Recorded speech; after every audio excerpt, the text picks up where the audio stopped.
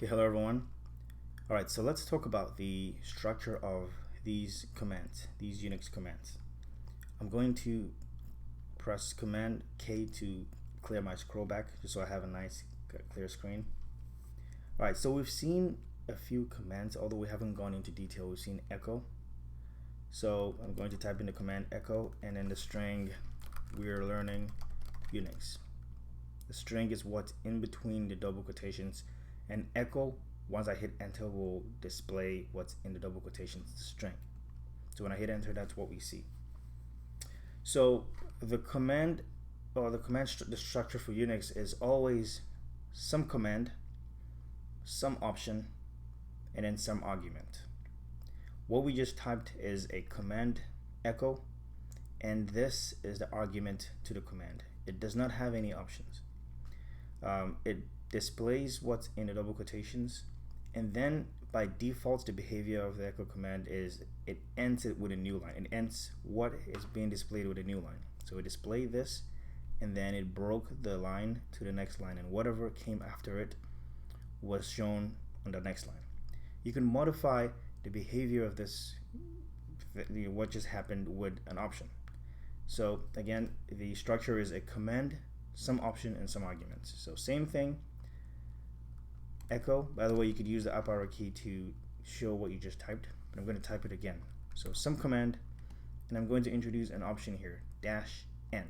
Options start with a dash, and then a space. Notice the space in between these commands, options, and arguments. So the command, option, and a space, and then the argument will be what I want to display. So we're learning Unix.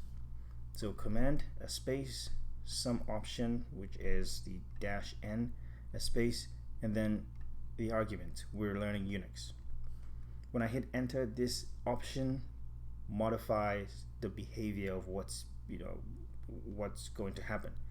In this case, -n is going to remove the new line character, and so whatever is being shown after the text is displayed, it continues right at the end of it.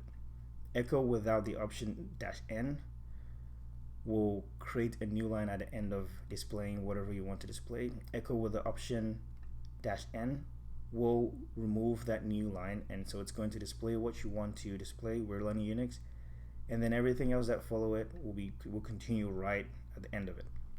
So commands, options, and arguments. I'm going to type another command, ls. ls will basically list all files and directories, all files and folders, within where I am right now. We're going to talk more about all that, but that's what it does. I hit enter, and it displays all files and directories with where I am right now. So that's a command on its own. That's a command without any option or argument. It's just a command on its own. I can add multiple options. We can also add multiple options with our commands. So I'm going to first of all type in command K to clear my screen. So ls is the command, space, and I need to type my options, multiple options. A -l is one option.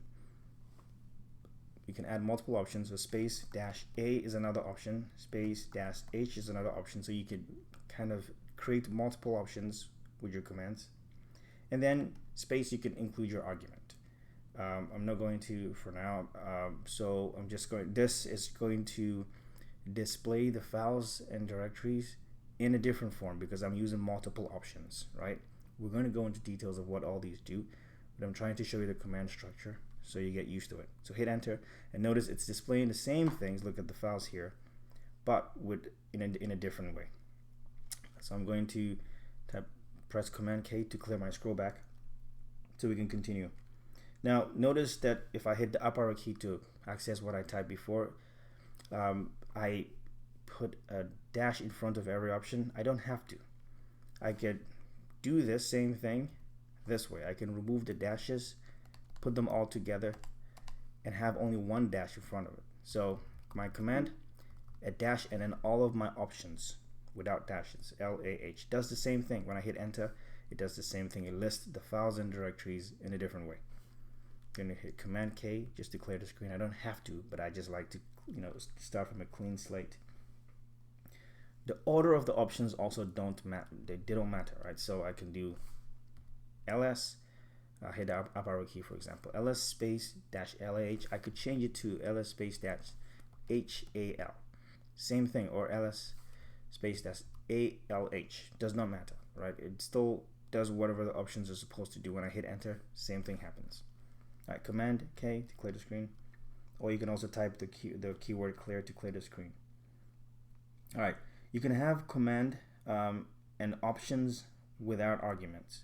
So for example, I'm going to introduce a new command here. Make is a command, and I can introduce one option -v to tell me the version of the make command. So when I hit enter, it tells me the version. Now, sometimes you're going to see options with 2 dashes.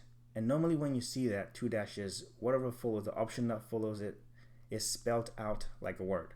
If you see 1 dash, it's normally 1 character. So like 1 dash is normally a V, but you could also type in make dash dash and then version. This is the same thing as -v, but normally when you see 2 dashes, it's normally spelled out like a word, like the full version of it. This basically does the same thing. So I just want to mention that too, because sometimes you're going to see it. And sometimes you can have commands plus with multiple arguments. So I'm going to clear the screen, Command K. So we used echo. That's like the simplest way I can show you this without getting too complex. Echo, this is one argument, right? Hello. I could have another space and put another string, hello again, and then put a space and another string, hello again and again. Now when I hit enter, it's just displaying all these arguments separately.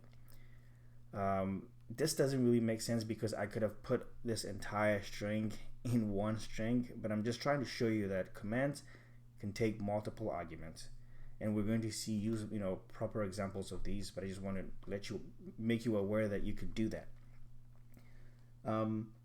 You can have options itself with arguments. So an example will be the command banner, which basically prints whatever you want on the screen or in a certain way, so you can print it. And so banner, and I'm going to type in -w, which stands for the width. So I'm setting the width of what I want to display. So I'm going to set it to 60. And then I'm going to now pass my arguments. So I'm going to say I enjoy coding. So a command, which is banner, my option is -w for the width, and then my command is I enjoy coding. So sometimes you can have options with arguments. So this is an option. Normally it will be just an option. Normally it will be just an option, but this time around we're adding an argument to it. Sometimes you're going to see it with a space. This here is not an argument to banner. It's an argument to the option itself. And then this rather is the argument to banner. I'm just saying sometimes options can get their own arguments. The space, sometimes it's there for people to read it, but you don't have to. So when I hit enter, this basically creates a long printed version of whatever is in my string here. And this was what people used to print out stuff in the past, and it's oriented this way just to help with the printer. That's how it works. And so this is just to kind of get you comfortable with the command structure. I'm going to hit Command K. We're going to see more useful examples of these, but it's always a command, option, and argument, and there are variations of them. All right, if you have any questions, please post down below and I'll do everything to respond to them. Thank you very much for watching. Take care of yourselves, and I'll see you next time in the next video. All right then, bye-bye.